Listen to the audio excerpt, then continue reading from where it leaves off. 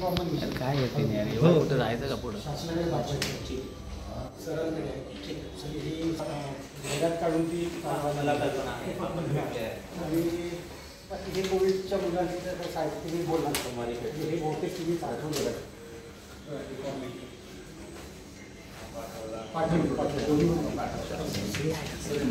तुम्हाला आपल्या एकात्मिक तुमच्या माध्यमातून मतदार नष्टमध्ये टाकला आहे तर त्याला हेरिंग दिलेली आहे. मला वाटतं आपल्याला बघडायचं आहे. बरोबर तेवढंच बघायला फार प्रश्न दिलेले आहे आणि आपल्याला आपण निर्णय दाखवतो व्हिडिओ दाखवतो. हाय पॉवर कमिटीची मान्यता त्यामध्ये झालेली आहे. पुढे मी कारवाई करायला सांगतो. हो असं इकडे इथे बरोबर काय प्रॉब्लेम नाही. तुम्ही इथे तुमच्या हाईट किती काय करताय मी हाईट केली चेअर घ्या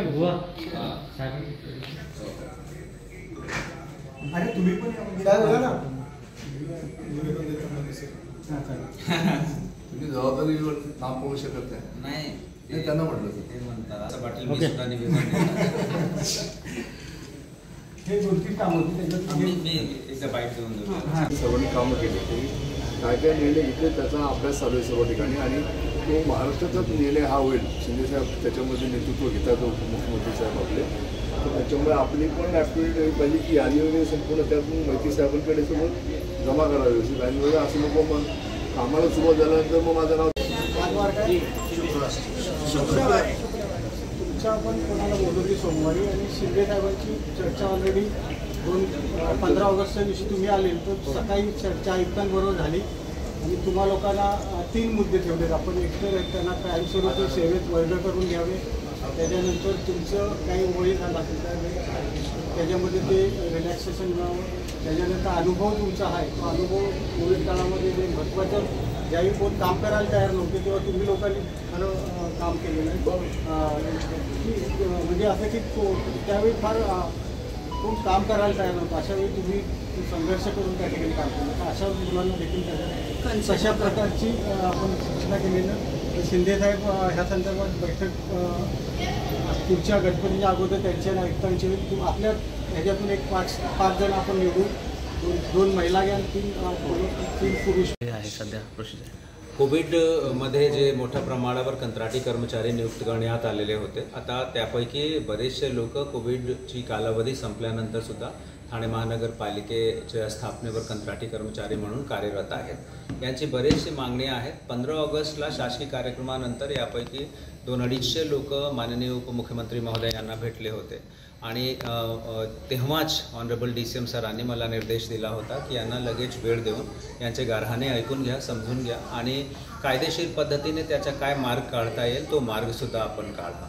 त्याच्या अनुषंगाने सोमवारची वेळ या कर्मचाऱ्यांना आम्ही चर्चेसाठी दिलेला आहे आणि त्यांच्याशी चर्चा करून त्यांचे विविध जे विषय आहेत ते समजून आपण पुढील कारवाई करणार आहे. सर कंत्राटी कामगार नियमित करणार आहे का असे सरसकट सांगता येत नाही की कंत्राटी कामगार आम्ही नियमित करणार आहे कारण त्याचे नियम निकष आहेत. शासनाने त्याच्यासाठी एक कार्यपद्धती ठरवली आहे. आता महानगरपालिका क्षेत्रामध्ये आपल्याला कल्पना आहे तर साधारणतः 1774 कर्मचाऱ्यांची नवीन आपण भरती करत आहोत. यामध्ये हे कर्मचारी सहभागी होऊ शकतात परीक्षेत. नवी मुंबई म्युनिसिपल कॉर्पोरेशन आणि इतर म्युनिसिपल कॉर्पोरेशनने स्वतःचे जे कंत्राटी कर्मचारी आहेत त्यांना काही एज रिलॅक्सेशन दिला होता. तो विचार आम्हीही केला आहे. आम्हीसुद्धा एज रिलॅक्सेशन दिला.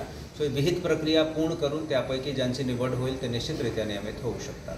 सर आरोग्य विभागाच्या व्यतिरिक्त देखील पाणी खातं असेल इतर खात्यामध्ये काही कंत्राटी कर्मचारी आहेत त्यांच्या देखील समस्या आहेत ते देखील आपल्याकडे भेटीसाठी मागणी करत आहेत त्याबद्दल काय विचार आहे? निश्चितरित्या त्यांनाही भेटू. जे कोणी कर्मचारी आमचे नियमित असतील किंवा कंत्राटी असतील त्यांचे गाऱ्हाणे त्यांची समस्या ते जाणून घेणे आणि त्याचा कायदेशीर मार्ग काढणे हा आमचं कर्तव्यच आहे. जरूर त्यांनाही आम्ही वेळ देणार आहे. पण सर नवीन जी आता भरती करणार त्यांच्याशिवाय त्याच्यामध्ये त्यांना सहभाग खूप मोठा दांडगा आहे त्यांना सहभागी करून देण्याचे काही हे करणार आहे का?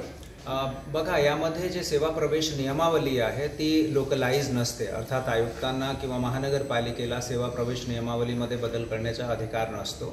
सेवाची जी अटी शर्ती आहे भरतीचे जे नियम कानून आहे दिशानिर्देश तत्व आहे ते राज्य सरकारने सर्वांसाठी निश्चित केलेले आहे.